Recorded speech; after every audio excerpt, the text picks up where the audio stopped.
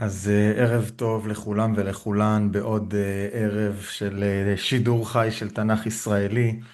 והיום אנחנו בפרק סוער שהולך לקפוץ ככה עם הרבה מאוד מלכים שהולכים לשבור שיאים. זמרי המלך שמלך הכי קצת זמן, 7 ימים, ועומרי שהולך לקחת את ממלכת ישראל לגבהים חדשים, וקצת סגירת קצוות של בעשה שייתכן והוא אחד ממלכי ישראל הגרועים ביותר לפחות עד כאן.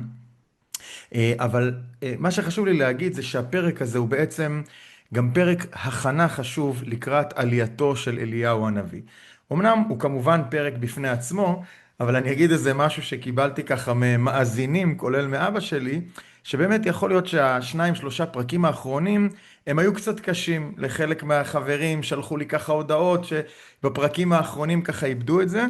והאמת שאני יכול להבין, זאת אומרת, מבחינתי כל פרק וכל אות הם נהדרים ונפלאים, אבל מה לעשות, יש לפעמים שקצת יותר קשה. והפרקים האחרונים הם היו קצת ספר מלכים הקלאסי בהיבט הזה שקופצים ממלך ישראל למלך יהודה, ממלך ישראל למלך יהודה, ואתה עלול ככה קצת לאבד את הידיים והרגליים. החל מהפרק הבא אני יכול להרגיע, זה הולך להשתנות, ואנחנו נכנסים לאקס טריטוריה בספר מלכים, לכעין בועה שהולכת לתת לנו את ימי אליהו ואלישע, וספר מלכים כמו עוצר את מהלכו, ופתאום לא רק קפיצות בין מלכים, מלכי יהודה ישראל, יהודה ישראל יהודה, אלא פתאום סיפורים על הנביא הישיש אליהו, סיפורים דרמטיים כמו מעמד הר הכרמל, או סיפורים אינטימיים כמו אליהו והאישה מצרפת, או אלישע והשונמית, וככה אנחנו נכנסים לחלק שהוא הרבה יותר סיפורי ויותר רגשי ונוגע ללב, אז אני רוצה להרגיע.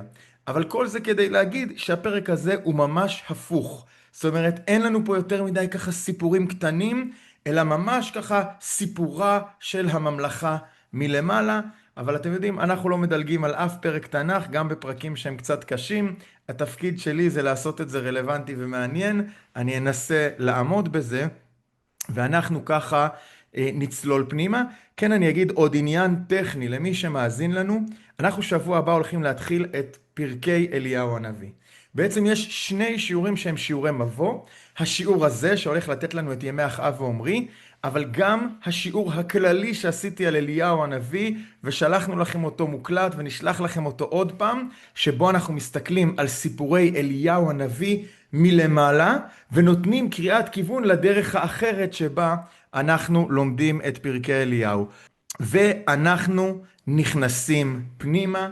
הפרק שלנו הולך לדבר לא רק על בית עומרי, אלא בכלל הוא הולך להתחיל פרק חדש גם בגיאוגרפיה הארץ ישראלית, ולו במובן הפשוט, אתם רואים פה במפה, כשאנחנו אומרים היום יהודה ושומרון, וכבר יותר מ-50 שנה זאת סוגיה סוערת ובוערת וכו' וכו', יהודה ושומרון, צמד המילים האלה, אז הרי יהודה זה שם קדום מהרגע ששבט יהודה קיבל את נחלתו, אבל עד לפרק זה אין יהודה ושומרון, יש יהודה וישראל, יש יהודה ונחלת יוסף, ואנחנו בפרק הזה יחד הולכים לייסד את עיר הבירה שומרון, ולהשפיע על הגיאופוליטיקה הארץ ישראלית, ממש מכאן ועד ימינו, שפתאום כל אזור נחלת יוסף הולך להיקרא מכאן ואילך אזור השומרון. זיכרון לנופלים, ממש ממש היום, זה יום הזיכרון ליצהר הופמן, איש יקר מאוד בן היישוב עופרה ולוחם גדול בשלדג, שהיה מפקד בכיר במלחמה ונפל בקרב ברצועת עזה בכ"א שבט. כמו כן אנחנו נקדיש את השיעור גם למתי כספי, מגדולי היוצרים הישראלים ואוהב תנ"ך, כתב לא מעט שירים תנ"כיים, שהלך היום גם הוא לעולמו. ולזכר בן דוד שני של אשתי, עמוס פנחס היקר, חבר קיבוץ שדות ים, שהיה גיבור מלחמת יום הכיפורים בסיירת שקד, נפצע קשה בתאונת עבודה, ורוחו לא נכנעה למגבלות גופו לאורך השנים. גם הוא הלך לעולמו ממש בערב שבת האחרון. השיעור יהיה לזכרם ולעילוי נשמתם. ואנחנו ישר נכנסים פנימה לפרק ט"ז. ואנחנו צריכים לסגור את בית באשה. אבי מורי אמר לי שבית באשה הוא חלק מהסיבות שהפרקים האלה קשים, וכבר אין כוח לבאשה, אז אנחנו נעשה את זה מהר. ויהי דבר אדוני אל יהוא בן חנני על באשה לאמור.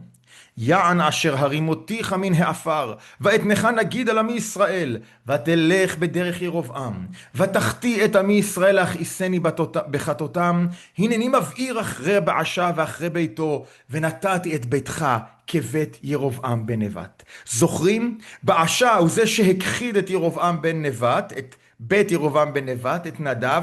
הוא היה אמור להיות התקווה שאיכשהו אולי תשיב את שתי הממלכות, או תשיב את ממלכת ישראל לאביהם שבשמיים, או תילחם בעגלים, או לא יודע מה. אבל לא רק שבאשה לא עשה את זה, הוא עשה ההפך. את העגלים הוא השאיר, הוא עשה מלחמת אחים עם עשה, עם ממלכת יהודה, ובגדול אין כל כך מילה טובה להגיד על מלכותו של באשה, ואכן יהוא בן חנני הנביא אומר לו, אנחנו פה, אתה לא אוכל חינם, אנחנו העלינו אותך מן העפר כדי שתעשה איזשהו שינוי, ואם אינך מסוגל, סופך יהיה רב אמר. תכף נראה גם למה רב אמר. המת לבאשה בעיר יאכלו הכלבים, והמת לו בשדה יאכלו עוף השמיים. ויתר, ככה אומר לו הנביא, נבואת פורענות קשה, כמו לבית ירבעם. בקיצור, הוא לא יסיים את מלכותו בטוב. ויתר דברי באשה, ואשר עשה וגבורתו, הלא הם מכתובים על ספר דברי הימים למלכי ישראל. וישכב באשה עם אבותיו, ויקבר בתרצה, וימלוך אלה בנו תחתיו. אנחנו עדיין תרצה, היא עיר הבירה, למדנו עליה כבר כמה פעמים, גם בחוברת האחרונה שלחתי עוד ככה דברים מעניינים על תרצה, שם נקבר באשה, וגם ביד יהוא בן חנני הנביא דבר אדוני אשר היה על באשה ואל ביתו ואל כל הרע אשר עשה בעיני אדוני להכעיסו במעשה ידיו להיות כבית ירבעם, ועל אשר היכה אותו. טוב, סוף הפורענות פה היא קצת מוזרה. בכל החטאים של באשה, שהם כוללים את זה שהוא לא הרס את העגלים, וזה שהוא ממשיך ללכת בדרכי ירבעם, פתאום אני רואה גם שאחת הבעיות שלו, זה שהוא היכה את בית ירבעם. אבל רגע, הרי בית ירבעם, העונש שלו, היה שמישהו יעלה עליו, ויתפוס את השלטון, ויכה אותו, הרי כך ניבא לו אחיה השילוני. אז למה באשה נענש על הדבר הזה? טוב, תכף נראה למה כתוב על אשר היכה אותו. בכל מקרה, אנחנו עוברים לאלה. אחד ממלכי ישראל, באמת, לא יודע, השאלה לא יופיע לי בחלום. התלמוד הבבלי מלא סיפורים על חכמים שדיברו לא יפה על אחד ממלכי ישראל או יהודה, והוא הופיע להם בחלום. ראינו את זה על שאול המלך, קרה גם על אחאב. אז אני לא רוצה לדבר סרה יותר מדי, אבל אלה, נאמר זאת כך, הוא לא מהמצטיינים של מלכי ישראל, וזאת בלשון עדינה. בשנת 26 שנה לעשה מלך יהודה, מלך אלה בן באשה על ישראל בתרצה 2 אלה הבן של באשה מולך 2 ויקשור עליו עבדו זמרי, שר מחצית הרכב, והוא בתרצה שותה שיכור בית ארצה אשר על הבית בתרצה. על אלה בן באשה אנחנו לא יודעים כלום. אנחנו יודעים שהוא הבן של באשה, שאבא שלו עשה מלחמת אחים, רק שאם אבא שלו עוד עשה משהו, הדבר היחיד שאני יודע על אלה, זה שהוא שוכב בתרצה שיכור, בזמן שכל ישראל נמצאים במלחמה בגיבטון, הוא לא נמצא עם העם, הוא הדוגמה הקלאסית למלך שבינו לבין מצב העם אין כלום ושום דבר, והוא שותה שיכור, ובזמן שהוא שיכור, מגיע זמרי, שר מחצית הרכב, זה שאחראי על הרכבים, כלומר על רכבי הברזל של ממלכת ישראל, ומכה אותו. ויהי במולכו כשבתו על כיסאו, היכה את כל בית באשה, לא השאיר לו משכין בקיר, וגואליו ורעהו. תראו, זמרי מלך מעט מאוד ימים, אנחנו תכף נראה, אבל בימים האלה הוא הספיק לקיים את ציווי הנביא יהוא בן חנני. ככל הנראה הוא לא עשה את זה מתוך זה שהוא רצה לקיים את ציווי הנביא, אלא רצה למלוך, אבל הוא השמיד את כל בית באשה, כלומר את אלה השיכור, את גואליו בתנ"ך, הכוונה כל המסביב, דודים ובני דודים וכן על זה הדרך, ורעהו, גם את הרעים שלו, וישמד זמרי את כל בית באשה כדבר אדוני, אשר דיבר אל באשה ביד יהוא הנביא, אל כל חטות באשה וחטאותיו אלה בנו אשר חטאו, ואשר החטיאו את ישראל להכעיס את אדוני אלוהי ישראל בהבליהם. ויתר דברי אלה וכל אשר עשה, הלא הם כתובים על ספר דברי הימים למלכי ישראל. בשנת 27 שנה לעשה מלך יהודה, מלך זמרי 7 ימים בתרצה, והעם חונים על גיבטון אשר לפלישתים. הקראתי גם את הפסוק על תחילת זמרי, כי זה נורא נורא מעניין. מתי אלה נרצח? בשעה שהעם חונה ונלחם על גיבטון אשר בפלישתים. רגע, בעלי הזיכרון יגידו פה, רגע, זה מוכר לי מאיפשהו. אני יודע מאיפה זה מוכר לי. בוודאי, לפני 25 שנה, כשעלתה שושלת באשה, היא עלתה בזמן המלחמה בגיבטון אשר לפלישתים. כלומר, יש פה 25 שנה של מלחמה על אותה גיבטון שאותה פגשנו לפני 2 שיעורים, ודיברנו על השריפה שהייתה בה לאחרונה. קודם כל, כבר מבחינה ספרותית, זה מאוד מאוד מעניין. אנחנו כבר ראינו ששושלת בית באשה, איך אומרים? לא אטרקציה גדולה. אבל עצם זה שהתנ"ך ממסגר לי את השושלת, שהשושלת עלתה בזמן שהיא נלחמה בגיבטון אשר בפלישתים, והשושלת יורדת בזמן שהעם נלחם בגיבטון אשר בפלישתים, זה כאילו סימן, היא לא התקדמה לשום מקום. 25 שנה הזמן בממלכת ישראל כמועצר מלכת, למעט תככים כאלה ואחרים, ותכף נעשה רגע סיכום של ימי עשה. אבל כמובן שזה מעבר לזה, ויש פה מידה כנגד מידה חשובה ביותר. כזכור לכם, בית באשה עלו שלא כהוגן. נכון, הם השמידו את בית ירבעם שלא היו צדיקים תמימים, אבל מתי הם עשו את זה? בזמן השפל ביותר. תוך כדי המלחמה עולה באשה ומשמיד את קודמו נדב. בזמן מלחמה זה מה שיש לך לעשות, תוך כדי שהעם נלחם את מלחמת חייו מול פלישתים, זה מה שאתה עושה. והנה כך עלתה שושלת באשה, ועכשיו בזמן שהעם במלחמה, ואלה בן באשה המלך הנהנתן השיכור בתרצה, הוא מת באותה דרך בדיוק. זוהי המידה כנגד מידה התנ"כית. מי שעלה למלוכתו בשעה שהוא הורג במלחמה בגיבטון, יהרג ושושלתו תהיה בעת המלחמה בגיבטון. וכאן אני חושב שאנחנו יכולים רגע לפתוח צוהר לתפיסת המידה כנגד מידה המקראית. אנחנו רואים את זה למעשה כמעט בכל שיעור. איך מעגלים נסגרים להם, זוכרים? ראינו למשל בשיעור על עשה, שסגירת המעגל המקראי תגיע לי בכלל רק בספר ירמיהו, שגדליה בן אחיקם נזרק לבור שעשה עשה. כל התנ"ך, וזה מסוד יופיו, מלא בפתיחות מעגלים וסגירותיהן, החל מההבטחה לאברהם שיענו את זרעו 400 שנה, ואז הם יוצאים מצרים, וכן על זה הדרך.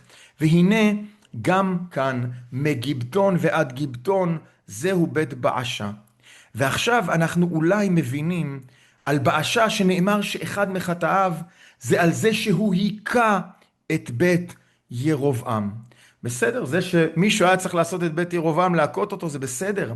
אבל בדרך הזאת, בשעת מלחמה, לעשות מרד גנרלים, הדבר הזה בהחלט מזכיר, התפיסה הזאת מובעת בדבריו של הלל הזקן, והמשנה במסכת אבות אומר הלל הזקן כך: אף הוא ראה גולגולת אחת שצפה על פני המים. אמר לה, על דעטפת עטפוך, וסוף מטייפייך יטופון. זה משפט קצת קשה, אבל נסביר אותו. אומר הלל הזקן לגולגולת שצפה לה על פני המים, על זה שהצפת יציפו אותך, ומי שהציף אותך יצוף בעצמו. אני אגיד את זה בתרגום לעברית. זה איזושהי גולגולת, אולי של שודד ים, אולי של מישהו מבית הורדוס, אבל בואו נעשה את זה לצורך העניין, איזשהו שודד ים. רואה הלל הזקן גולגולת ככה נסחפת לחופי הים התיכון, ואומר לה, תדעי לך גולגולת, בגלל שאת הרגת אנשים בים, סופו של דבר הרגו אותך. אבל רגע, את יודעת, אלה שהרגו אותך, גם להם יקרה אותו דבר. זאת אומרת, זה שאדם עושה משהו רע על אף שזה משהו טוב, בואו נקרא את זה בלשונו של הרמב"ם, שאומר על המשנה, הכוונה בזה המאמר, שפעולות הרעות ישובו בראש עושיהם. כמו שאמר בספר משלי, עוונותיו ילכדונו את הרשע. או כמו שאמר בספר תהילים, בור קרא ויחפרהו, ויפול בשחת יפעל. הרשע חופר בור לחבר שלו, ובסוף נופל בבור שלו. ואמרו חכמים, במידה שאדם מודד בה, מודדין לו. וזה דבר הנראה לעין בכל עת ובכל זמן ובכל מקום, שכל מי שיעשה רע ויחדש מיני החמאס ופחיתותיו, שהוא עצמו יוזק מן הרעות ההם בעצמם אשר חידש, מפני שהוא לימד מלאכה שתעשה נזק לו ולזולתו. אדם חושב שהוא יעשה רעה, יש קרמה, יש גלגל חוזר בעולם, ואותה רעה עלולה לחזור אליו וכולי, מגלגלים חובה על ידי חייו. ודוד ונגרובסקי רושם לנו פה ממש מפרשת השבוע, כי בדבר אשר זדו עליהם, כך אמר יתרו למשה, שמתי הוא האמין. יתרו בפרשת השבוע אומר למשה, אתה יודע מתי האמנתי? כשהמצרים טבעו בים, כי בדבר אשר זדו עליהם. זאת אומרת, לא רק שקריעת ים סוף הייתה נס, אלא היא הראתה את המידה כנגד מידה האלוהית. המצרים ניסו להטביע את תינוקנו בים, וסופו של דבר שטבעו הם בעצמם בים. כשיתרו רואה את המידה כנגד מידה, את הצדק האלוהי, אז הוא מאמין. זה מפרשת השבוע. תודה רבה דוד שהזכרת את הדבר הזה. ואם נסכם את 25 ימי שנות בעשה, מדובר בשושלת מדכדכת מאוד. הם רצחו את מנהיג העם תוך כדי מלחמה. הסיפור המרכזי של בעשה הוא מלחמת האחים שלו מול עשה מלך יהודה. בימי בעשה מילא תגידו, טוב, מלך עושה רעה, אבל המצב המדיני בימיו טוב? לא. בימי בעשה לראשונה פולש צפוני מארם כובש את ערי הצפון, עיון, דן, נבל, בית מאחה וארץ כנרות. זוכרים שרזון בן אלידע עולה ומקצה בישראל. על אלה בן בעשה, המשך השושלת, הסיפור היחיד שיש זה שהוא שיקור, ובית בעשה עולה בשעת מלחמת גיבטון, ונופל כעבור 25 שנה באותו מצב בדיוק. בקיצור, שושלת שכמעט אין לנו דבר טוב להגיד עליה. ואם נראה לנו שהגענו לתחתית, אנחנו אומרים, וואי, בממלכת יהודה יש לי עכשיו את עשה, מלך טוב, זה, יש קצת בעיות, אבל מלך טוב. מה קורה בממלכת ישראל? איזה שושלת איומה. אם נראה לנו שהגענו לתחתית, אז יש נמוך מזה, ואלו הם ימי זמרי. בשנת 27 שנה לעשה מלך יהודה, זוכרים? עשה רואה 4 שושלות מלוכה ו7 מלכים, כל הזמן עשה. אבל מלכי ישראל מתחלפים בקצב מסחרר.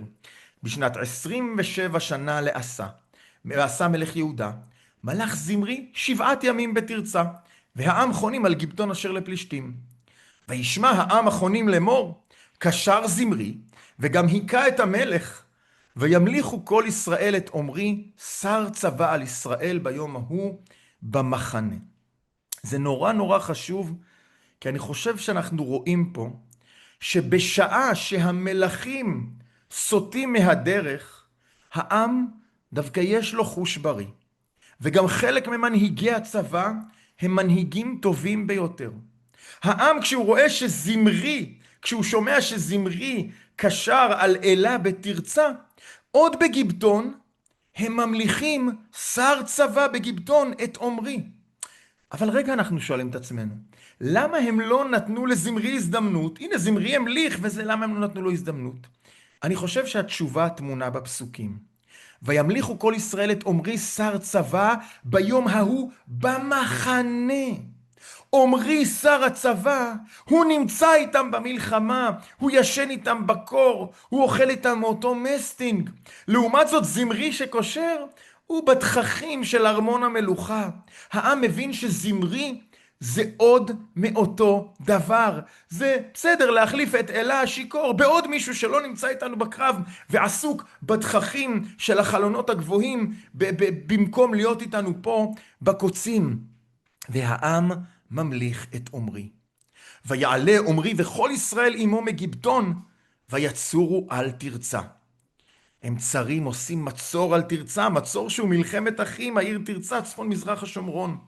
ויהי כראות זמרי כי נלכדה העיר, ויבוא אל ארמון בית המלך, וישרוף עליו את בית מלך באש, וימות. תרצה נמצאת במצור, ובמצור הזה השאלה מי שורף את הארמון? שורפים את ארמון תרצה כשזמרי נמצא בתוכו. ובכן יש מן הפרשנים שמפרשים שמי ששורף זה עומרי בעצמו. אבל רוב הפירושים זה שזמרי בטירופו ורואה כי קלטה עליו הרעה, שורף את הארמון יחד איתו. מה יש לנו לומר על זמרי זה? זה כמו הבדיחה על ההוא שלא התקבל לטייס ושאלו אותו אז לאן אתה רוצה ללכת? הוא אמר לנ"מ, לטילי נ"מ נגד מטוסים. שאלו אותו למה? הוא אמר אם אני לא טייס אף אחד לא יהיה טייס. במידה וגיחכתם אני שמח, אבל זה זמרי שכביכול אומר אם אני לא מלך אשרוף איתי את עיר המלוכה כולה, את תרצה. והנה הוא מת על חטאותיו אשר חטא לעשות הרע בעיני אדוני, ללכת בדרך ירבעם ובחטאתו אשר עשה להחטיא את ישראל. ויתר דברי זמרי וקשרו אשר קשר, הלא הם כתובים על ספר דברי הימים למלכי ישראל. הפסוקים האלה נורא משעשעים. זמרי מלך בסך הכל 7 ימים. מה אומרים לו? חטאותיו אשר חטא, הוא מת בעקבות חטאותיו אשר חטא, להחטיא את ישראל וכו'. מה הספיק זמרי זה ב7 ימים? קודם כל ראינו שכנראה הוא לא היה הדמות הכי מוסרית בעולם, אבל מעבר לזה מה חטא זמרי? אז זה כבר אמרתי כמה וכמה פעמים, התפיסה של ספר מלכים. אתה לא צריך לחטוא בחטא מיוחד. כל עוד לא ביארת את עבודת העגלים, או את העבודה זרה, בין אם אתה מיהודה ובין אם אתה מישראל, ספר מלכים ישפוט אותך לחומרה. בהיבט הזה קשה להצטיין בספר מלכים. אם אתה רק זה לא מספיק לסיכום של ספר מלכים. ולכן אם זמרי, גם אם הוא לא הספיק, הוא לא החזיר את ישראל למוטב, הרי זה כמי שהחטיאם, וזה סופו של זמרי. והנה עקיבא רושם לי, מעניין להשוות את זה לתמות נפשי עם פלישתים של שמשון. אז בסדר, עקיבא נדלג, נגיד כבר עכשיו את החידה המאוד מעניינת הזאת ששאלתי בעבר, בואו נראה. בכל התנ"ך יש רק 4 מתאבדים. זה חידה רגע, זה פתח סוגריים, בסדר? זה לא מעיקר השיעור, אבל זה נחמד. והדבר המעניין הוא שכל אחד מהמתאבדים הוא במיתת בית דין אחרת. יש מושג שנקרא 4 מיתות בית דין, שהן סקילה, שסוקלים אותך באבנים, הרג שהורגים אותך בחרב, חנק שחונקים אותך, ושריפה. 4 מתאבדים בתנ"ך, יש כל אחד במיתה אחרת. את הכי קשה כבר גילינו פה בפרק, זה זמרי, אף אחד לא יודע אותו. אוקיי, אז בואו נראה. רושמים לי פה יואב, יואב לא התאבד. אוקיי, יפה. גדי רושם לנו אחיתופל, אחיתופל אכן התאבד בתלייה, יפה מאוד. ישי רושם שאול, זמרי, שמשון, יפה. אז שאול באמת התאבד בנפילה על חרבו, שזה הרג, ושמשון למעשה התאבד בסקילה. זה די מוזר להגיד את זה, אבל כן, הוא מוטט את קירות הבית ונפל עליו.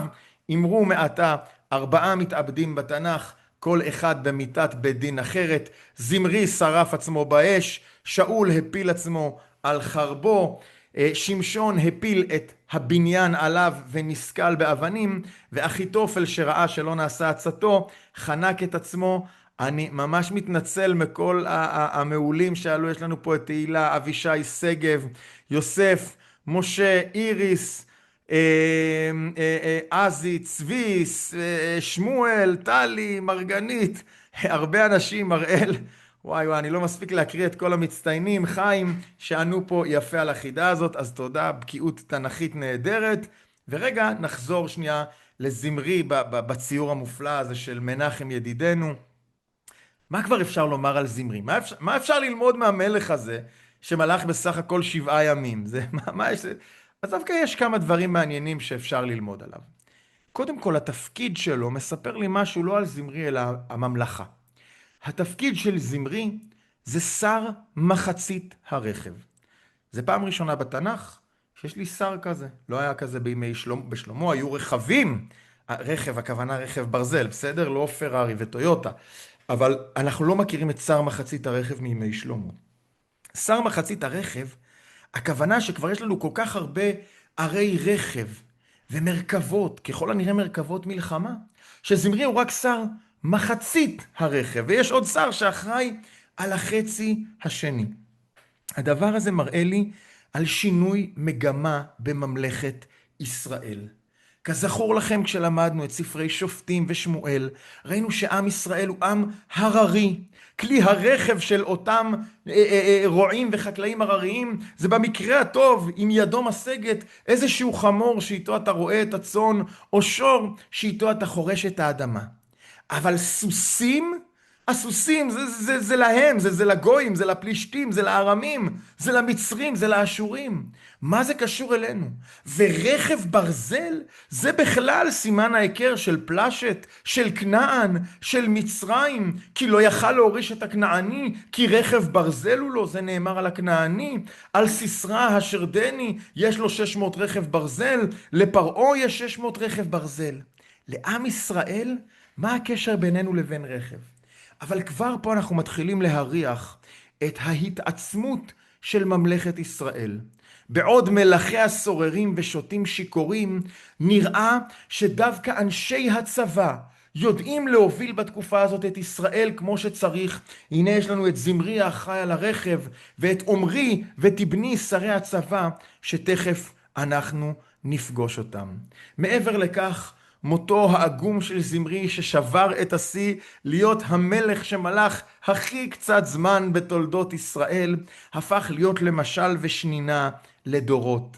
כך למשל איזבל, כשיהוא יבוא להרוג אותה ובעצם למרוד בבית המלוכה, תסנות בו איזבל רגע לפני מותה ותאמר לו, השלום זמרי הורג אדוניו? כביכול היא אומרת ליהוא, אתה עכשיו מורד ורוצה להרוג אותי? אתה תסיים בסוף כמו זמרי שהרג את אדוניו והפך למשל ולשנינה בתולדות ישראל. נכון? גם באשה היה עבד שהרג את אדוניו, רושמים לי פה, וזה על דעתפת עטפוך, והנה זה היה סיפורו של זמרי. אבל לא כל כך מהר ימלוך עומרי. אז יחלק העם ישראל לחצי. חצי העם היה אחרי תבני בן גינת להמליכו, והחצי אחרי עומרי. יש לנו עכשיו את מלחמת הגנרלים, שהיא לא רק של שניים, היא הייתה בעצם מלחמה משולשת. בעצם רמזתי לזה שלפחות איך שלי נראה מקריאה פשוטה של הפסוקים, בימי באשה, שהוא באמת מלך שהעם מרגיש את הריקבון שפושה ממלכות זו שלא יודעת לשמור על הגבולות, שמסתכסכת במלחמות אחים ושמלכיה ושריה שיכורים, אבל דווקא אז אין ואקום מה שנקרא, שרי הצבא מצטיינים. וכשאלה מת, בעצם 3 גנרלים, מלחמת הגנרלים, 3 גנרלים טוענים לכתר. זמרי שר מחצית הרכב, ותבני ועומרי שרי הצבא, ככל הנראה השרים של חיל הרגלים. תבני בן גינת, ייתכן שגינת היה שם אביו, אבל ייתכן ככל הנראה שגינת, הלוי העיר עין גנים, שנמצאת בין השומרון לעמק יזרעאל, הלוי העיר ג'נין, ואתם יכולים לראות פה בתמונה מ-1839 את נהר גיני שזרם בעבר, וחכמים מספרים עליו גדולות ונפלאות. ועין גנים זו לא הייתה איזה עיר מבוצרת וזה, אלא עיר פרזות שיושבת בחלקו הדרומי של עמק יזרעאל, נהנית מאדמת עמק עמוקה וממים. אותו תבני בן גינת מנסה ככה למלוך. ויחזק העם אשר אחרי עומרי את העם אשר אחרי תבני בן גינת, וימות תבני וימלוך עומרי. יש לנו על פי החישובים של מלכות שנות עשה, יש לנו בעצם 4 שנים של, אני לא יודע אם לקרוא לזה מלחמת אחים, אני אגיד בזהירות, אבל חצי הם בסיעת תבני, חצי בסיעת עומרי. אני כבר רוצה להגיד לשבחו של עומרי, לא נראה שהוא רוצח את תבני בן גינת, אלא וימת תבני, אולי מאיזה התקף לב כשהוא ראה שהוא הפסיד, אולי מזקנה, אולי סתם כך, איננו יודעים, אבל כך או כך הוא לא נרצח.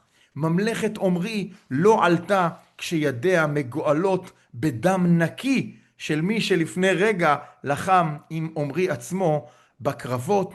זוהי מלחמת הגנרלים, ובסופה עולה עומרי מלך ישראל. ואנחנו נכנסים עכשיו לימי עומרי, שאני כבר אגיד, עיקר לימודנו היום יתרכז בימי עומרי, כי יש לנו הרבה פרקים עוד ללמוד על אחאב, אבל אני אנסה היום להאיר דווקא את דמותו של עומרי, ונראה שאולי אחאב הלך בדמותו של אביו. בשנת 31 שנה לעשה מלך יהודה, מלך, בסדר, אם מקודם היינו בשנת מתי זמרי מת, בשנת 27 שנה לעשה, ועכשיו אנחנו, רגע בואו נראה, בשנת 31 שנה, זאת אומרת שמלחמת הגנרלים ארכה 4 שנים, בשנת 31 שנה לעשה מלך יהודה, מלך עומרי על ישראל 12 שנה, בתרצה מלך 6 שנים, הוא מלך 12 שנה, מתוכם 6 שנים בתרצה, 4 שנים של מלחמת האחים, ועוד 2 שבהם כבר הפנים שלו היו למקום אחר, לא לתרצה. מהו אותו מקום? ויקן את ההר שומרון מאת שמר בכיכריים כסף, ויבן את ההר, ויקרא את שם העיר אשר בנה על שם שמר אדוני ההר שומרון. עומרי קונה בכסף הר נידח במערב נחלת בני יוסף, הוא קונה אותו מאיש אלמוני שקוראים לו שמר, בכיכריים כסף, זה סכום גבוה מאוד. ויבן את ההר, לאחר שהוא קונה את ההר, את אותה חלקת אדמה, הוא בונה אותו. אתם יודעים מה, תזכרו את זה, זה יהיה לנו עוד חשוב להמשך, כשנדבר על אחאב וכרם נבות. זאת אומרת, עומרי מה שנקרא קונה קרקע פרטית מאדם, אבל ייתכן שהקרקע הפרטית הזאת עוד הייתה מוקפת חלקות שאותן הוא לא קנה. טוב, מי שיזכור בעוד כמה פרקים, זה מאוד מאוד מעניין. אז הוא קונה את זה בכיכריים כסף, ואז בונה על אותה גבעת טרשים, בונה עליה עיר, ויבן את ההר, ויקרא את שם העיר אשר בנה, על שם שמר אדוני ההר שומרון. כך מייסד עומרי את בירת ממלכת ישראל מרגע זה ועד חורבנה. הנה אתם יכולים לראות את שומרון בתמונה, כמובן שאנחנו נערוך איתה קצת היכרות יותר אינטימית היום, גם היום וגם בפרקים הבאים. מה אני יכול ללמוד כבר מהפסוקים, מהדבר הראשון שנאמר לי על עומרי? אני רואה פה מלך הגון למדי. כשהוא רוצה, הוא מלך, חברים, כל הצבא איתו, הבן אדם הזה עשרות שנים מפקד, גנרל, עלה עד שהוא הגיע להיות אלוף הפיקוד, בסדר, שר הצבא, הוא יכול לעשות מה שהוא רוצה. אבל בניגוד לקודמיו, שלא שואלים אף אחד ולא אכפת להם מהעם, מגיע עומרי לאדם אלמוני שהוא לא חייב לו כלום, קונה ממנו את ההר בסכום עתק, ולא רק שהוא קונה ממנו את ההר, הוא מכבד אותו ומשאיר את שם ההר, על שם האב הקדום של ההר הזה, שמר. תחשבו, כולנו היום אומרים יהודה ושומרון, יהודה ושומרון.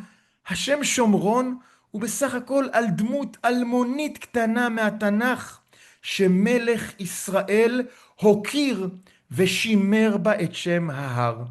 מי שיבין את הסוד הזה, יבין גם בהמשך את סיפור כרם נבות, שהוא בדיוק 180 מעלות ממה שאמרנו עכשיו, אבל לא נגיד זאת עכשיו. אני כן אגיד שיש בזה סמל לבני יוסף כולם. אנחנו בנחלת יוסף, נחלת מנשה, שהיה להם חיבור מיוחד ויוצא דופן לאדמה. אי אפשר לגעת בזה כרגע, אבל דיברנו על זה, יוסף והחיבור שלו, ובנות צלופחד שמבקשות תנה לנו אחוזה בארץ ישראל, ואנשי בית יוסף שהיו נקראים על שם נחלתם העתידית. ועומרי מכבד את הדבר הזה ושומר את הדבר הזה. חנה רושמת, העיר תרצה נשרפה, לכן חיפש מקום אחר שיש לו חשיבות אסטרטגית. יפה חנה, בוודאי. מה אנחנו כמובן ניגע גם בסיבות הבחירה של שומרון, אבל כרגע נגענו בעניין עצמו. טוב, אבל אחרי הריח הטוב שערכנו מעומרי, המקרא שופט אותו לחומרה. ויעשה עומרי הרע בעיני אדוני, וירא מכל אשר לפניו. וואו, הוא עושה יותר רע מכל אשר לפניו. נגיד כבר עכשיו שעושה רע בהיבט הזה, השיפוטיות של ספר מלכים, היא בעיקר על העבודה זרה. וילך בכל דרך ירבעם בן נבט ובחטאתו אשר החטיא את ישראל, להכעיס את אדוני אלוהי ישראל בהבליהם. ויתר דברי עמרי אשר עשה, וגבורתו אשר עשה, הלא הם כתובים על ספר דברי הימים למלכי ישראל. וישכב עמרי עם אבותיו, ויקבר בשומרון, הנקבר הראשון בשומרון, וימלוך אחאב בנו תחתיו. מכאן ואילך יש לנו שומרון, לביתי המתוקה האמצעית קוראים כרם שומרון, זהו שמה, כמובן לשם נבואת ירמיהו, עוד תטעי כרמים בערי שומרון, אבל גם ביתי התברכה באותו שם של שמר אוהב הארץ. זה לא עמרי, אלא שמר שממנו הוא קנה את ההר. בכל אופן, עמרי, כתוב לנו עליו מעט מאוד, אנחנו היום נפענח את דמותו מכתובות חיצוניות ועוד ועוד, אבל אני כבר רואה איזושהי אמביוולנטיות בין מלך אהוב על העם, שמכבד את העם, לבין השיפוט המחמיר מאוד של ספר מלכים. רושמים לי פה שמר הוא גוי, לא יודע, אין לנו שום עדויות ששמר הוא גוי, שמר הוא שם עברי, והשם שמרון ידוע לנו עוד מלפני וכולי וכולי. או תהילה רושמת, אריק שרון קרא לבנו עמרי, בגלל שהוא קנה את שומרון. איזה יופי, לא הכרתי את זה, תהילה, מאוד מעניין. אריק שרון כידוע היה מחובר מאוד לשומרון ולסבסטיה בפרט, אז לא ידעתי שלכן הוא קרא לבנו עמרי. קרן שואלת, למה כל פעם צריך להגיד על דברי הימים? למה זה חוזר על עצמו? אז קרן, את שואלת שאלה מצוינת. יש סיומת קבועה של ספר מלכים. כל מלך שהולך לעולמו, אז כתוב, ויתר דבריו, הלא הם כתובים על ספר דברי הימים למלכי ישראל. הכוונה להגיד, וכבר דיברנו על זה, התנ"ך לא כותב הכל. הוא כותב מה שיש לו מסר לדורות. אתה רוצה לדעת עוד? תדע לך שיש ספר שבו יש גם את כל הנספחים. חלק קטן מזער מהנספחים האלה, הגיעו גם לספר דברי הימים שלנו, חלקם אולי נשתמרו במדרשים, ורובם הגדול ככל הנראה אבד. אבל בואו נמשיך הלאה. עוד לפני שנפצח את דמותו המעניינת של עמרי, כבר כדאי להגיד שמה שקרה עכשיו עם רכישת העיר שומרון, שם את עמרי עם חבורה מאוד מאוד מכובדת. רכישת נחלות בתנ"ך, אנשים שרוכשים בכסף מלא משהו, קרה עד כה רק 3 פעמים. אברהם שקונה את השדה והמערה מעפרון החיתי ב400 שקל כסף בעיר חברון, ושם הוא קובר את שרה, וזה הופך להיות מערת המכפלה. וואו. יעקב שכשהוא מגיע לשכם, ויבוא יעקב שלם עיר שכם, ויקן את חלקת השדה במאה כסיתה מאת שכם בני חמור. יעקב אבינו שאיך שהוא נכנס לארץ הוא מקיים רכישת קרקע, לא כיבוש קרקע ולא נטיל, הוא רוכש בכסף מלא את הקרקע, ואותה קרקע עתידה להיות הקבר של יוסף בנו ולב נחלת 2 בניו מנשה ואפרים. וכמובן דוד שעליו למדנו שהוא קונה את גורן ארבנה היבוסי ב50 שקל כסף, ובו הוא מקים את בית המקדש. עד כה כל מקום שקנו בכסף הפך להיות מקום גדול וחשוב, עד כדי כך שיאמרו חכמים, 3 מקומות אין אומות העולם יכולים לומר גזולין הם בידכם, חברון, שכם וירושלים. לכאורה כל מקום יכולים לבוא אומות העולם ולהגיד, ליסטים אתם שכבשתם בימי יהושע בן נון את הארץ, הארץ כבושה היא לא שלכם. אבל יש רק 3 מקומות תנכיים שרכשנו בכסף מלא, כמו קק"ל וכמו חנקין בראשית הציונות, והם חברון ושכם וירושלים, שאכן יש לנו אליהם קשר עמוק ומיוחד. והנה לחבורה נכבדה זו מצטרף עמרי, אברהם, יעקב, דוד ועמרי, שממש אותו דבר, הוא קונה מאת שמר את הר שומרון ב2 כיכרות בכסף, ומייסד שם עיר בירה. אנחנו נראה שחכמים, הדבר הזה לא נעלם מעיניהם, ואמרו שבניית העיר שומרון היא זכותו הגדולה של עמרי. עוד 2 דברים שאפשר לראות מההקבלה היפה הזאת, כל אחת מהערים, או זה לא בדיוק ערים, כולם קנו בעצם שדות, הם קנו חלקת שדה או שדה ומערה או גורן או הר, אף אחד מהם לא קנה את העיר עצמה, אבל המקומות האלה כולם לימים הפכו לערי הבירה של ישראל. חברון עיר הבירה של שבט יהודה ודוד המלך, לעומתה שכם עיר הבירה של ממלכת ישראל, עיר הבירה הראשונה שלו, ירושלים כמובן עיר הבירה הנצחית של ישראל, והנה שומרון בירתה של ממלכת ישראל. בירות המלוכה הראשיות נקנו בכסף מלא. מעבר לכך אפשר להגיד שהמשותף לכל המנהיגים האלה זה שהם לא סתם מנהיגים, הם מה שנקרא מנהיגים מייסדים, ייסדו דבר חדש בעולם. לא סתם יצחק אהוב ליבי לא מופיע פה. יצחק הוא איזושהי המשכיות לאברהם, אבל אברהם העברי הוא הלוחם הגדול שמביא את האמונה באל האחד ונלחם בדבר הזה בכל העולם. יעקב מייסד עם ישראל, ממנו יוצא עם ישראל. דוד מייסד מלכות ישראל, וגם עמרי מייסד עכשיו משהו חדש לחלוטין בממלכת ישראל, מנהיג מייסד שאולי מביא תקווה גדולה בכנפיו. אבל מעמרי אנחנו ממשיכים לבנו אחאב, אנחנו לא נאריך היום באחאב, אחאב הולך ללוות אותנו פרקים ארוכים, אנחנו רק ככה נטעם בכפית. ואחאב בן עמרי מלך על ישראל בשנת 38 לעשה מלך יהודה. עשה רואה את כל המלכים מתחלפים. וימלוך אחאב בן עמרי על ישראל בשומרון 22 שנה. זה הרבה זמן אחאב מולך. ויעש אחאב בן עמרי הרע בעיני אדוני מכל אשר לפניו. השיפוט על אחאב הוא המחמיר ביותר שאפשר. ויהי הנקל לכתו בחטאות ירבעם בן נבט. זאת אומרת, הדברים הכי קלים שהוא עשה, זה ללכת בחטאות ירבעם בן נבט. אותו ירבעם מפלג המלוכה, אותו ירבעם מוציא הגלים, זה בשבילך, זה הבוטנים של אחאב. החטאים שלו חמורים הרבה יותר, ותכף נפרוט אותם. ויקח אישה את איזבל בת את בעל מלך צידונים, כשלמה בשעתו. אחאב כורת ברית עם הצידונים, ברית שהתחילה כנראה עוד בימי אביו, בימי עמרי, אבל אם עם שלמה הנשים הם רק היטו את לבבו, אחאב איזבל אשתו הולכת להיות ממש המושכת בחוטים של הממלכה כולה. ואפשר לראות זאת כבר מהפסוקים האלה. וילך ויעבוד את הבעל, וישתחו לו, ויקם מזבח לבעל בית הבעל, אשר בנה בשומרון. חברים, לא ירבעם, לא באשה, לא אלה ולא נדב, הם לא הכניסו עבודה זרה לארץ.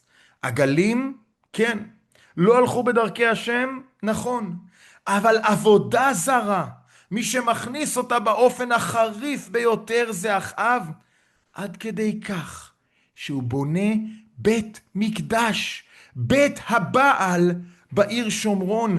ויעש אחאב את האשרה, ויוסף אחאב לעשות להכעיס את אדוני אלוהי ישראל מכל מלכי ישראל אשר היו לפניו. אנחנו תוהים ושואלים, אם הוא מלך כזה חוטא, איפה יהוא בן חנני שיבוא מיד ויגיד לאחאב, אחאב אתה עכשיו חוטא, אתה תיכחד מפני האדמה? התשובה לשאלה הזאת, אני מציע לשמוע את שיעור המבוא לפרקי אליהו, שם אנחנו עונים על השאלה הזאת. איך ייתכן שעם כל חטאי אחאב לא מיד באים ואומרים לו אתה תיכחד כמו הגלל שישרף עד תומו? והנה הפסוק האחרון של הפרק נראה תלוש במקצת. בימיו של מי? טוב, לא יודע. בימיו בנה חיאל בית האלי את יריחו.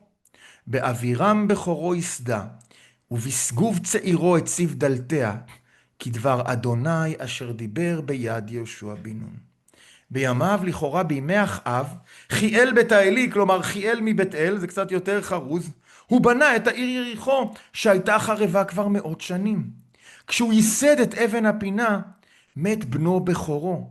וכשהוא הציב את הדלתות וחנך את העיר, מת סגוב הילד הצעיר שלו, וכל ילדיו מתו באמצע, כדבר אדוני אשר דיבר ביד יהושע בן נון. רגע לפני שנסביר את הדבר הפלאי הזה, אני בכוונה רוצה ללכת לפסוק הראשון של הפרק הבא. ומיד אחרי בניית יריחו על ידי חיאל בית האלי ודברי אחאב, ויאמר אליהו התשבי מתושבי גלעד אל אחאב, חי אדוני אלוהי ישראל אשר עמדתי לפניו, אם יהיה השנים האלה טל ומטר, כי אם לפי דברי. אמנם חלוקת הפרקים ככה קטעה לנו בין הפרק הזה לפרק הבא, אבל בכוונה, אנחנו לא נלמד עכשיו כלום על אליהו. אני רוצה שנראה, מיד אחרי בניית יריחו, אליהו אומר, חי השם, זהו, שברתם את כל הכלים, אין טל ואין מטר על פני האדמה, כי אם לפי דברי, כך מפציע לחיינו אליהו בסערה, ואת שערתו של אליהו כמובן נראה בפרק הבא. בניית יריחו בימי עומרי ואחאב, רגע בואו נעשה סדר, מהי הכללה שהתגשמה? כשיהושע בן נון, העיר הראשונה בארץ ישראל שנכבשת, זאת העיר יריחו ביהושע פרק ו', ואחרי שכובשים את יריחו, וחומותיה נופלות בצורה פלאית, משביע יהושע בעת ההיא לאמור, ארור האיש לפני אדוני אשר יקום ובנה את העיר הזאת את יריחו, בבחורו יסדנה, ובצעירו יציב דלתיה. ככה נאמר כבר לפני מאות שנים. מכל ערי ישראל היא העיר היחידה שקיבלה את הכללה הזאת. אולי ננסה היום להבין מדוע. אבל יריחו היא עיר שאומר יהושע, אסור לעולם שתיבנה העיר הזאת. ומי שיעשה את זה, כשהוא ייסד אותה, ימות בכורו. וכשהוא יחנוך אותה ויסיים אותה, ימות בנו הצעיר. וכך קרה אחד לאחד בימי אחאב וחיאל בית האלי. זוכרים את סגירות המעגל התנ"כיות?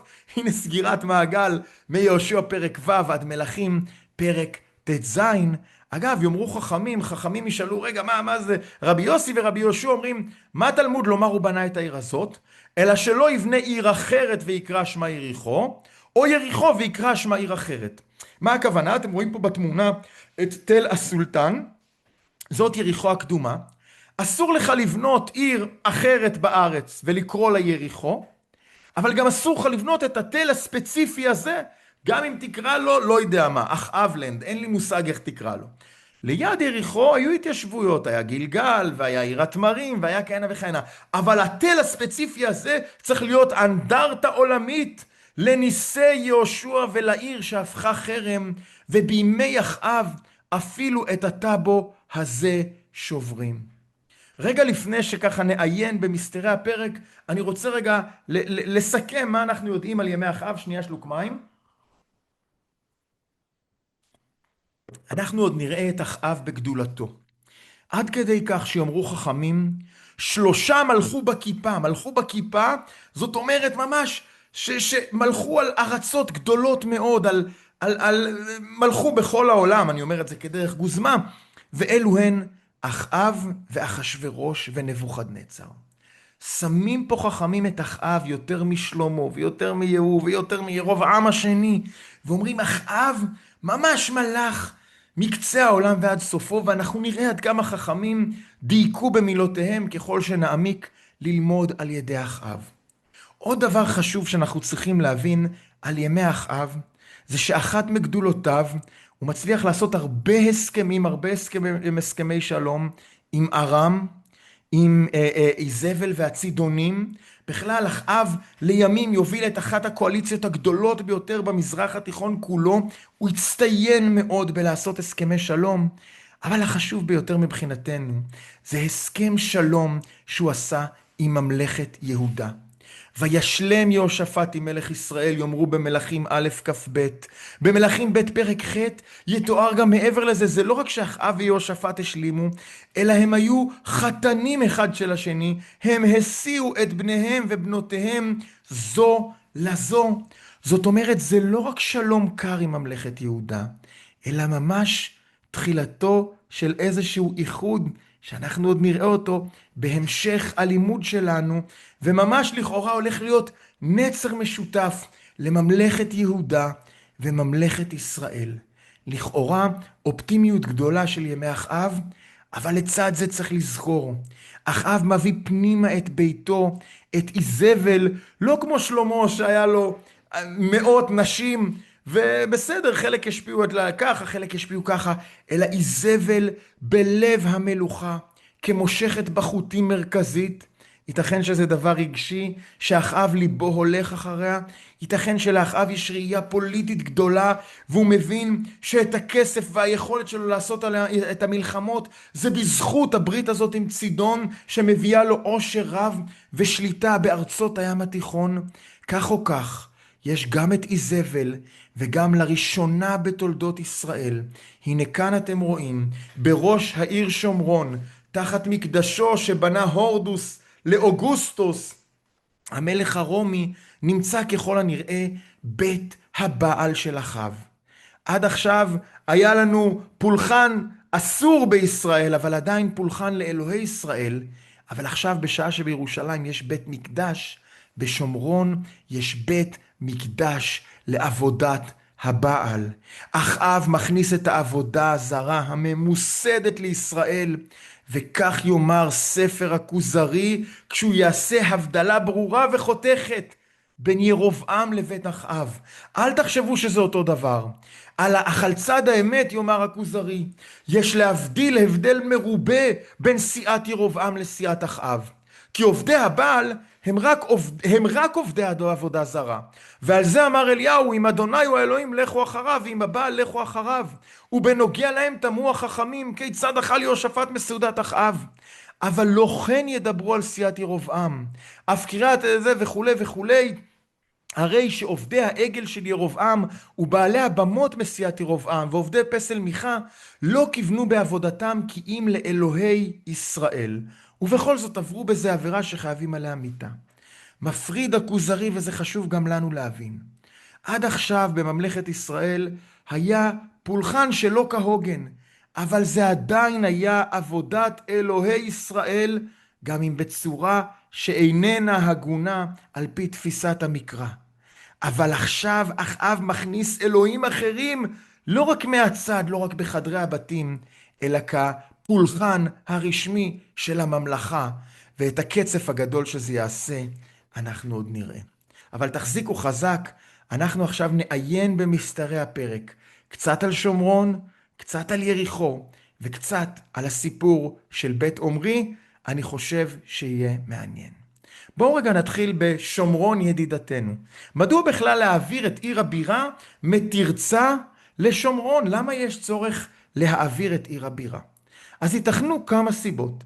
סיבה אחת, לא להיקשר לבושת זמרי. ראיתם שזמרי נהיה ללעג וקלס, כמלך לא יוצלח, שאפילו איזבל תגיד, ברוך זמרי הורג אדוניו, מלך שכל מה שהוא יודע בסוף זה לשרוף את ביתו עליו באש, ולא הצליח דבר וחצי דבר. זה די ביזיון למלוך בארמונו השרוף של זמרי. בואו נתרחק מהבושה הזאת. סיבה שנייה, וכבר ראינו אותה בעבר, אבל עכשיו אני חושב שנוכל לראות את התמונה המלאה. 4 בירות היו לממלכת ישראל, שכם, תרצה, פנואל ושומרון. 3 מהם, כפי שתוכלו לראות פה במפה, נמצאות על פיצולי הדרכים הכי חשובות בשומרון. הלא בשומרון יש לנו את דרך ההר שהולכת מצפון לדרום ומחברת את עמק יזרעאל לשומרון וליהודה ועוד כהנה וכהנה. הדרך הזאת, כפי שאתם זוכרים, מתפצלת בשכם לסעיף מזרחי וסעיף מערבי. הערכנו בזה כבר בעבר, ראינו את פיצול הדרך הזה בסיפור יוסף שמגיע לשכם ולא יודע אם לפנות ימינה ושמאלה, עד שאומר לו האיש, הנה נסעו מזה, מצביע לו על אחת הדרכים. אבל יש גם דרך רוחב שמחברת את הים התיכון לעבר הירדן המזרחי, דרך מבוא השמש, ככה יקראו לה. ותראו איזה יופי, בכל אחד מהפיצולים, שדרך ההר נפגשת עם דרך הרוחב, דרך מבוא השמש, הייתה אחת מערי בירה הישראליות. כך בפיצול של שכם, כך בפיצול של תרצה, ועכשיו בפיצול של העיר שומרון. כשאתה מגיע לעיר שומרון, הלא שהבחירה בידך, האם לעלות צפונה לכיוון עמק דותן ויזרעאל, האם ללכת מערבה לכיוון הים, או האם ללכת מזרחה לכיוון שכם, הבקעה, ואולי משם גם להתפצל להרי יהודה. פיצולים של דרכים ראשיות הם תמיד סיבה טובה לעיר שיושבת על דרכי מסחר. בואו רגע נכיר טיפה את העיר שומרון, נתחיל מלהכיר אותה מרחוק. העיר שומרון יושבת בתוך עמק רחב, עמק שומרון, שכיום עובר בו הכביש בין טול כרם ועינב לבין כיוון שווה שומרון, והעיר שכם. הנה, כך תל שומרון נראה ברחוק. תל שומרון היא כיפה גבוהה לא גבוהה, שמוקפת הרים גבוהים ממנה בהרבה, רכס חומש ורכס הר עיבל. לא סתם עמוס הנביא יגיד את הדבר הזה בדיוק, האספו על הרי שומרון וראו מהומות רבות בתוכה. הנה כאן אני מביט מרכס חומש לתוך העיר שומרון, תל שומרון, ואני יכול לראות את כל הנעשה בה. זאת אומרת, שומרון היא נמוכה ומוקפת הרים גבוהים, האספו אל הרי שומרון ותוכלו לראות מה יש בתוכה, כך אומר הנביא עמוס. אבל העמק של שומרון הוא עמק פורה במיוחד. אמנם יש להודות על האמת, אם עד עכשיו הראיתי לכל עיר איך יש לה מעיינות, בין אם זה 21 המעיינות של שכם, או עינות בידן ותרצה הגדולים של תרצה, דווקא תל שומרון ממועט במעיינות. יש קצת נקורה וכולי, אבל רוב עיקרה של שומרון זה בבורות מים שחצבו, אבל תושבי האזור, מי שגר היום בשווה שומרון וקדומים, יודעים שמדובר באחד האזורים הכי גשומים בשומרון. תוכלו לבדוק אותי במפות המשקעים, מכיוון ששומרון היא בעמק מוקף הרים, יש שם תופעה שיורד שם הרבה יותר גשם משאר האזור, על כן היה אפשר לעשות שם חקלאות בעל משובחת. עד כמה הדבר הזה אירוני, חקלאות בעל למרגלות בית הבעל. וכבר חז"ל במשנה בערכין ישבחו מאוד את פרדסות סבסטיה, את המטעים והפרדסים של סבסטיה. רגע, אם אני מדבר סינית אז ראוי להזכיר שתל שומרון החל מימיו של הורדוס ישנה את שמו לסבסטיה, על שם אוגוסטיוס סבסטו הקיסר המפואר, ומאז ועד בעצם לעליות לסבסטיה יקראו למקום סבסטיה. כמובן שאני מעדיף לקרוא לו בשמו העברי תל שומרון, אבל חז"ל כבר הכירו את השם סבסטיה וככה הם קראו לו. אבל רגע, יש עוד סיבות. זה לא רק האדמה המשובחת, פיצול הדרכים והבושת של בית עומרי. תראו דבר מעניין. שומרון לראשונה בירת ישראל, שנמצאת ממערב לקו פרשת המים. מי היו עד היום בירות ישראל? שילה, ושילה של יהושע, וגבעה של שאול, ושכם של ירבעם, וירושלים של דוד, וחברון של דוד. מה משותף לכולן? כולן נמצאות על שיא הגובה של ההר, על אזור קו פרשת המים, על דרך ההר, כך חברון, כך ירושלים, גבעה, שילה ושכם. בסדר, לכאן ולכאן, אל תתפסו אותי אם זה קילומטר לכאן ולכאן. שומרון יוצאת דופן. שומרון כבר נמצאת משמעותית מערבית לקו פרשת המים. כשאני עולה היום לראש תל שומרון, אני נושא עיניי מערבה, ואני רואה את המגדלים של נתניה, ואני רואה את ארובות חדרה, ואני רואה את הים התיכון. האוריינטציה של שומרון היא תרבות המערב, היא מערבית ולא בכדי. משומרון הדרך לים התיכון היא קלה מאוד וקצרה מאוד, רק חצי יום ואני נמצא בנמל בחוף דור, ואני נמצא בים התיכון הליכה מאוד מאוד פשוטה. אתה הולך דרך נחל שכם, יוצא בטול כרם, והנה אתה במישור החוף. מהרגע שהאוריינטציה של הממלכה עוברת לכיוון איזבל, לכיוון הצידונים, מוכר עומרי בתבונתו, מבחינתו, עיר שהאוריינטציה שלה היא מערבית יותר. הנה, ידעתי, רושמים לי פה דנה, ירושלים אינה על הדרך וכולי. במיקרו, נכון, ירושלים, אנחנו יודעים, היא נמצאת 1.5 קילומטר מזרחית לדרך הראשית. במקרו, ירושלים יושבת על פיצול מאוד מאוד חשוב של דרך ההר עם דרך הרוחב שיורדת לים המלח. ההזדמנות האחרונה כשדיברנו על ירושלים הראינו את זה, היא לא ממש על המטר, גם שומרון היא לא ממש על המטר, צריך לסטות בערך 1 קילומטר מהדרך כדי להגיע, אבל הכוונה פחות או יותר על הפיצולים. ועכשיו, אחרי שהבנו קצת על שומרון, בואו רגע נעשה הערכה מחודשת לעומרי מלך ישראל. שנייה. בעוד המקרא מקמץ עליו במילים, אנחנו נראה עכשיו שהחל מימי עומרי ואילך, ממלכת ישראל נכנסת למה שנקרא הזירה העולמית. זה כבר לא עוד ממלכה קטנה והררית של ירובעם שבורח מסע שישק, אלא ממלכה גדולה ומשפיעה במרחב. אל השיא כמובן נגיע בימי אחאב, אבל מלכי כל הסביבה יזכרו שעומרי הוא המייסד של מבחינתם ממלכת ישראל הגדולה והמשפיעה. רמז לזה אנחנו רואים כבר במצבת מישה, שאנחנו נדבר עליה באריכות אולי בימי אחאב, אבל מצבה שנמצאה במואב לפני כבר יותר מ100 שנה, ונחשבת לאחת התגליות החשובות ביותר במחקר הארכיאולוגי הארץ ישראלי, ובטח במחקר התגובות. אנחנו נקרא בהמשך קטעים ממנה, אבל בה מישה מלך מואב מתאר בין השאר את עומרי מלך ישראל. למעשה זה הכתובת הראשונה שמוזכר בה בפירוש מלך ספציפי בעיתו ובזמנו. למה הכוונה? אמנם דוד מוזכר לנו בכתובת אל דן, כתובת בית דוד, אבל שם אין הכוונה לדוד עצמו, אלא לבית דוד. דוד מוזכר, אבל לא כמלך עצמו ולא בכתובת מימיו. וכאן אנחנו מדברים בכתובת שהיא קצת אחרי ימי עומרי, שמתארת את מעלליו. לא כתוב עומרי ולא רמז, אלא עומרי מלך ישראל. הצלבה הארכיאולוגית תנכית חשובה מאוד מאוד מאוד. אבל זה לא האזכור היחיד. הדבר המעניין הוא שגם שנים ארוכות אחרי ימי עומרי, עומרי יוזכר. כך למשל, המלך שלמנסר השלישי יזכיר את המלך יהוא, ויהוא הוא אחד מהאויבים הגדולים של שושלת בית עומרי. אבל איך הוא יקרא לו? אוי לבושה, הוא יקרא לו יהוא בן עומרי. אנחנו יודעים שיהוא הוא לא הבן של עומרי, אבל אתם יודעים, מי שיושב שם באשור וכולו, הוא לא מתעניין בפוליטיקות הקטנות של ממלכת ישראל. מבחינתו, עומרי הוא המלך הגדול, מייסד הממלכה, כמו שאנחנו קוראים לכל מלכי מצרים, התנ"ך קורא להם פרעה, ולא נכנס לזוטות מי זה תחתומס, ומי זה רעמסס, ומי זה כהנה וכהנה. ככה קורא לו שלמנסר השלישי באובליסק השחור, יהוא בן עומרי.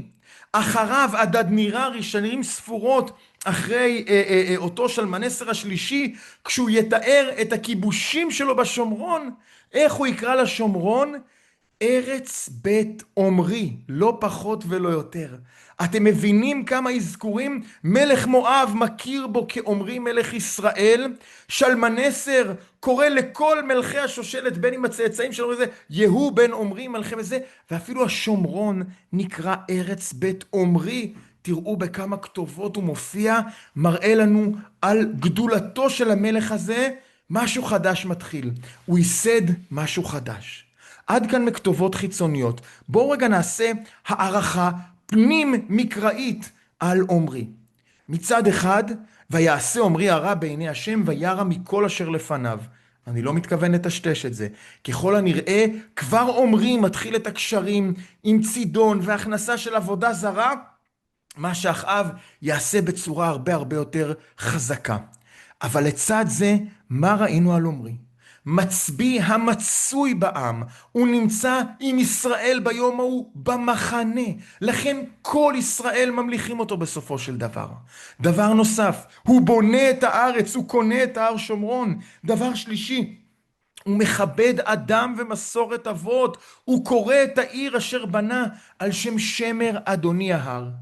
אני חושב שהערכה הפנים מקראית הזאת היא דיוק מופלא של ממלכת ישראל, ובכלל התפיסה הבית יוספית המאוחרת, לא של יוסף עצמו, יוסף הצדיק, אבל הגלגול שהיא עברה, שזה מסירות לארץ ישראל ולעם ישראל, ובמידה מסוימת הזנחה של תורת ישראל. ראינו שזה ממאפייניה של ממלכת ישראל, וכבר אצל עומרי רואים את זה חזק.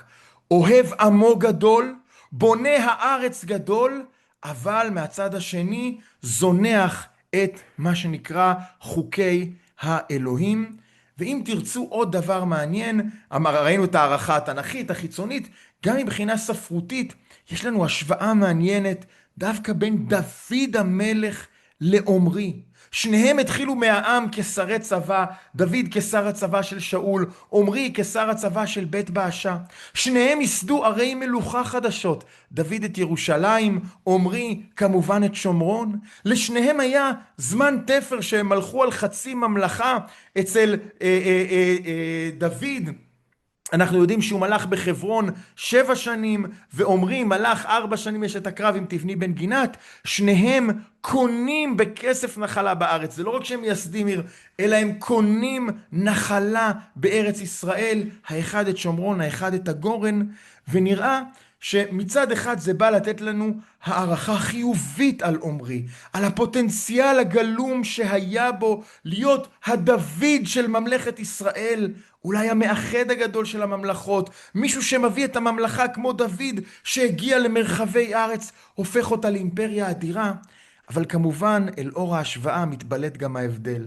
דוד היה אוהב אלוהיו, זה שמחרקר ורוקד לפני הארון ומשפיל עצמו בפני האלוהים, ואילו עמרי ויעש הרע בעיני השם.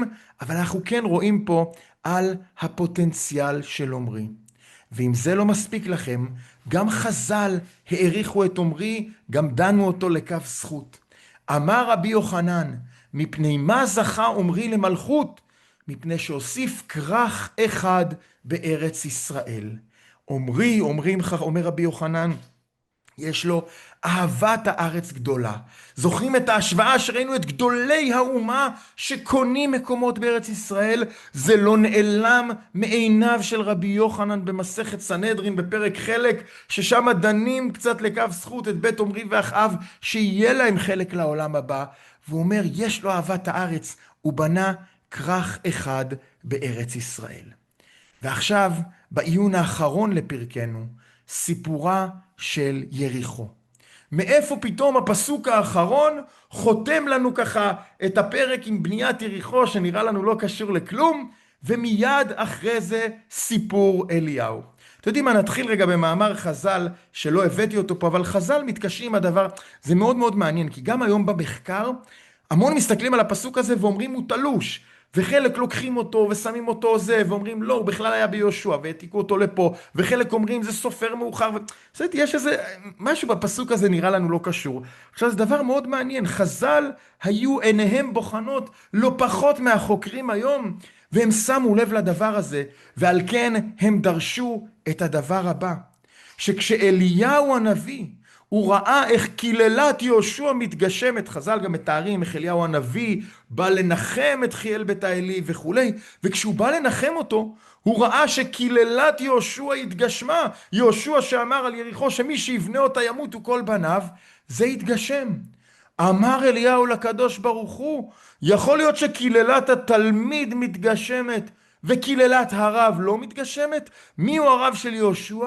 משה. הלא משה אומר בספר דברים, כמובן מפי הגבורה, שאם עם ישראל יעבוד עבודה זרה, לא יהיה מטר, והאדמה לא תיתן יבולה, ויעצור יורה ויעצור מלקוש.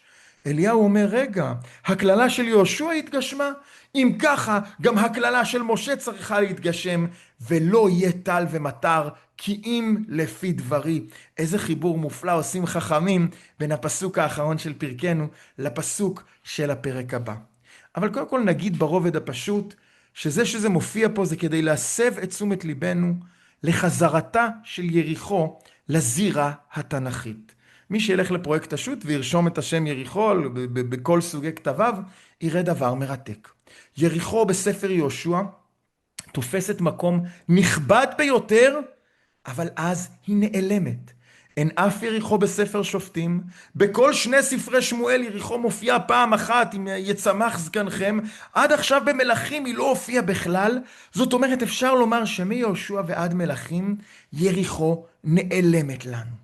אבל מי שישאר איתנו ללימוד המיוחד ככה שאנחנו בספר מלכים, יראה שמכאן ואילך זה לא רק שחיאל בית האלי בונה את יריחו, אלא יריחו הולכת לחזור לזירה בענק, ולהיות עיר של מים מתוקים, ועיר שממנה צומחים בני הנביאים, והעיר שממנה עולה אליהו הנביא השמיימה, והולכת להיות עיר חשובה, וכדאי שנדע איך זה קורה, ועל כן זה מופיע אצלנו.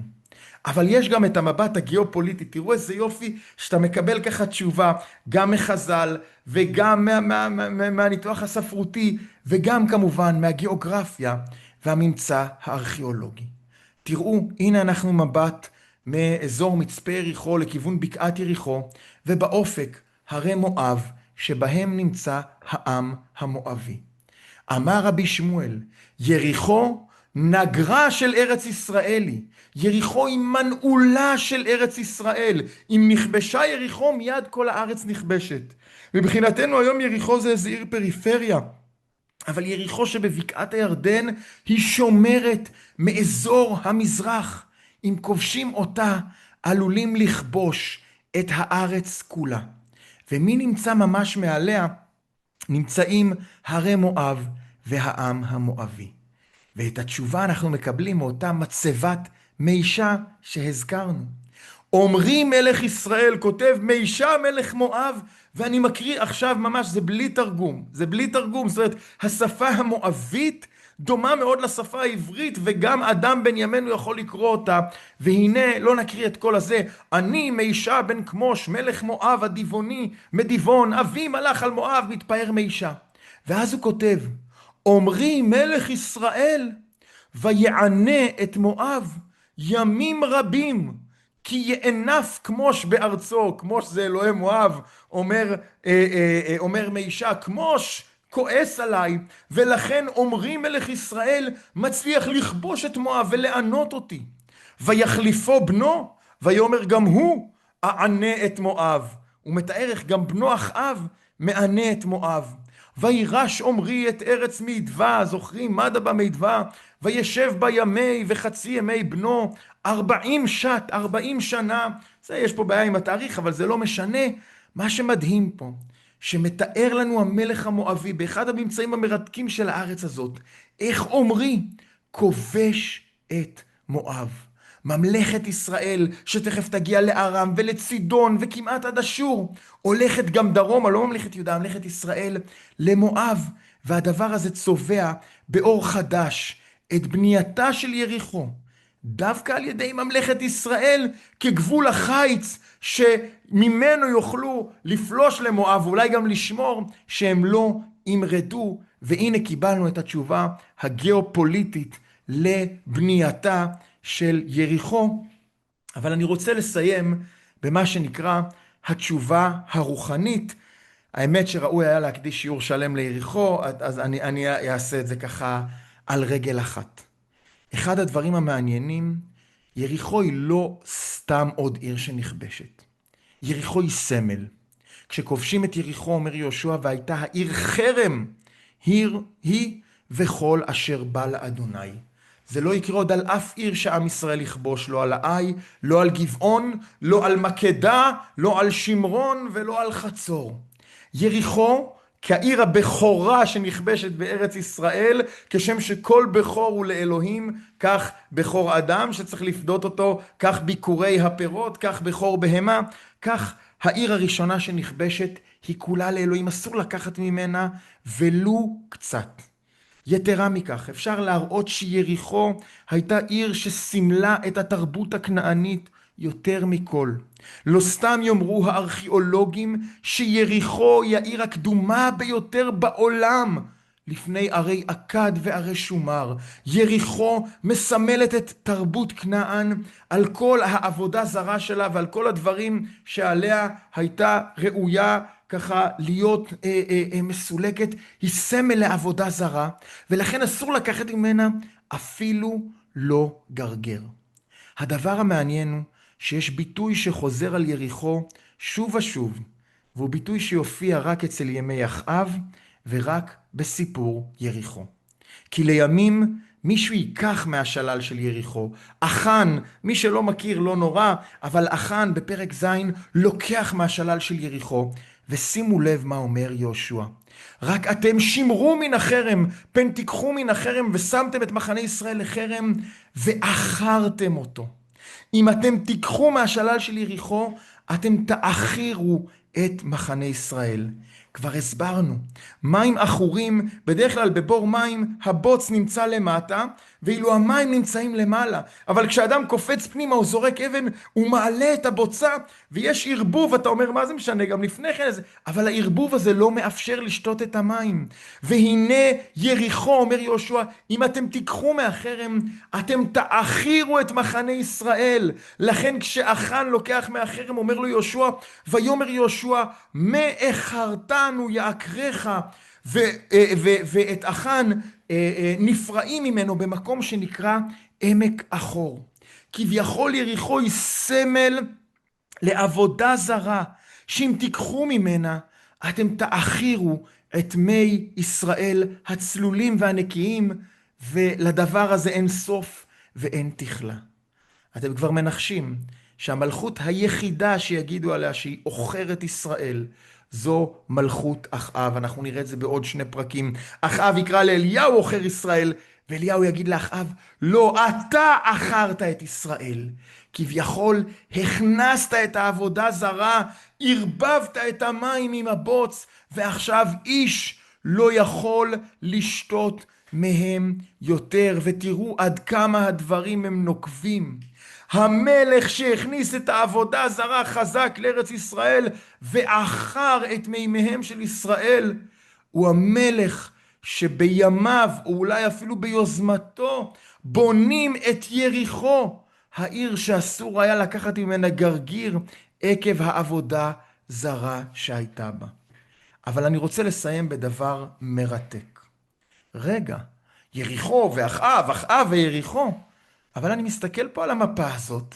יריחו היא בכלל בנחלת שבט בנימין, כלומר היא חלק מממלכת יהודה. כך גם יגידו חכמים, חיאל מן יהושפט, יריחו מבנימין. יגידו חכמים, חיאל זה בכלל, הוא בנחלה של יהושפט, הוא מממלכת יהודה. יריחו היא מבנימין. אז רגע, מי את יריחו? שנייה, מהצד השני, חיאל הוא חיאל בית האלי, ובית אלי של ישראל. רגע, אני קצת מבולבל, אבל לא נבלבל יותר מדי. אני חושב שאם נסתכל על הסיבות שממלכת ישראל וממלכת יהודה מתחברות בימי אחאב, כמובן הסיבות זה שאחאב בסופו של יום הוא רודף שלום ואוהב בריתות, והוא היה התקווה הגדולה לאיחוד שתי הממלכות. אבל יכול להיות שהכל התחיל ביריחו. העיר שבה התאחד כל עם ישראל לפני 100 שנים כדי להתחיל את ירושת הארץ. בעצם אחאב ועומרי עכשיו עושים כיבושים במואב. הם יודעים שיריחו היא מנעולה של ארץ ישראל, אבל הם לא רוצים לכבוש אותה מיהודה. הם לא כמו עשה ובאשה שעושים ביניהם מלחמות אחים. לא זו דרכו של אחאב ולא זו דרכו של עומרי. ואולי שם מתחילים הניצנים של החיבור, כמו שאומרים חכמים, חיאל מן יהושפט, שיש פה איזשהו שיתוף פעולה עם מנעולה של ארץ ישראל. בואו נשמור יחד על הגבולות שלו, יאמר אחאב, יאמר יהושפט, שאנחנו עוד נכיר בפרקים הבאים, ושמה התחיל גם החיבור ואחדות ישראל בין שתי הממלכות. ולכן אני חושב שיריחו בסוף פרקנו, היא משמשת את הדואליות הזאת, של בית עומרי ואחאב, שאנחנו נפגוש שעל אחרי שעל. מצד אחד, עבודה זרה גדולה, ויריחו כמקום שזה, ועכשיו זה מזכיר לנו נשכחות ומאחיר את מימיהם של ישראל. ומצד שני, תקווה גדולה לחיבור בין שתי הממלכות. ורמז לחיבור הזה בין ישראל ליהודה, שהתחיל כבר בימיו של עומרי, הולכים לתת לנו חז"ל במדרש נהדר. אני מקריא כאן מסדר עולם רבה. ומפני מה הרגו את תבני? כיוון שנשא עשה ביתו של עומרי ליהושפט בנו לאישה, הרגו את תבני בן גינת. כלומר, בעצם המדרש אומר שכבר במלחמת הגנרלים בין תבני בן גינת לבין עומרי, הסיבה שהעם בחר בעומרי הייתה שהם ראו שהוא מתקרב לממלכת יהודה. בעצם סדר עולם רבה אומר שכבר בימי עומרי ועשה, עומרי נתן את ביתו ליהושפט. במילים אחרות, אחאב ויהושפט היו גיסים. כלומר, עצם בחירתו של עומרי למלך ישראל, היא הגיעה מלמטה, מתוך שכבות בממלכת ישראל, שרצו לראות מלך ששואף לאיחוד המיוחל. הדברים האלה ילוו אותנו פעם אחר פעם בלימוד שלנו על ימי אחאב. והנה ראינו שדווקא אחאב, מלך גדול שלא היה פה לפניו מושל בכיפה. ועכשיו אנחנו מבינים למה דווקא מולו יגיע אליהו הנביא. ובפרק הבא, סוף סוף, למי שהיה קשה לו כל הקפיצות האלה, אליהו הנביא, הנביא הגדול, ותראו בתמונה, אליהו שאומר לאישה האלמנה, ראי, חי בנך. אז שיהיה לילה טוב לכולם ולכולן.